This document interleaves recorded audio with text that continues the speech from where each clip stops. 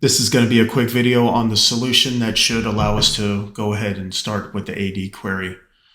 Initially, when Tanium is set up, none of the core content is enabled for the action groups. They're all set to no computers. So the first thing that we want to do is we want to confirm this. So we want to go to, this is shared services. We want to click it. Then we want to go to endpoint configuration. Then we want to go to content only solutions. And for testing purposes, I've went ahead and knocked these two out, the core content and then the AD query. But we need to see all these as green. We need to have action groups attached to everything. Otherwise, it's not going to do anything.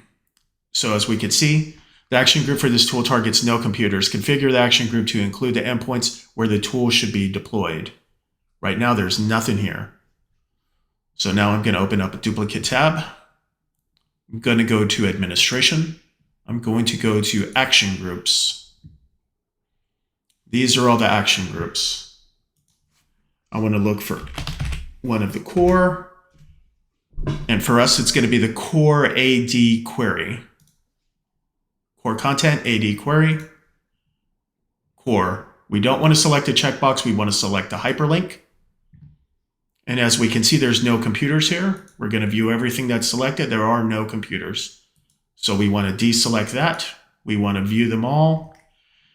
And for this instance, instead of all computers, we're only going to put Windows and Mac in here. Mac only if you need it. Okay, so we want to select that, all Windows. And for me, I'm going to put in Mac because I also have Mac. And I'm going to select all Mac. I'm going to remove the filter. And I'm going to click selected.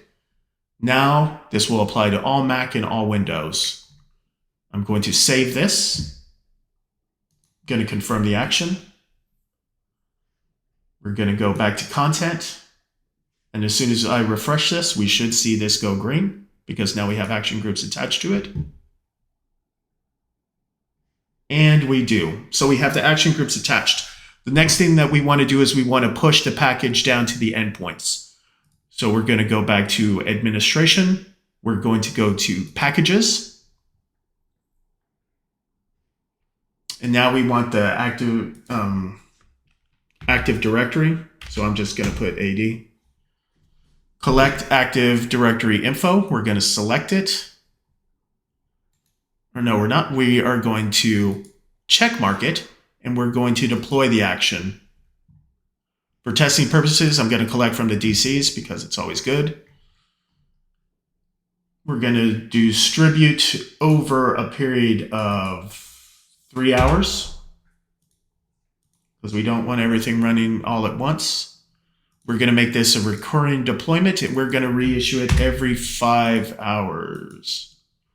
Why do we put every 5 hours? Because 5 does not divide evenly into 24 hours. Because if you put it at 4 hours, it would occur at the same point in time every day over 6 different times. So we're going to go 5 and eventually it's going to hit every hour throughout the day over a period of time, right?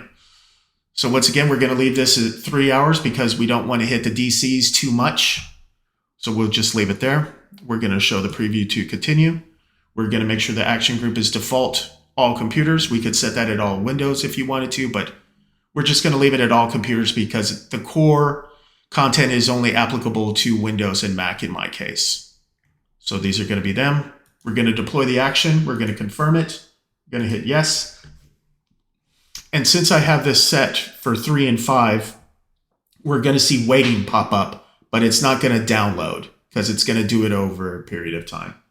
And if we were to do it ASAP, it would complete immediately. And that's it.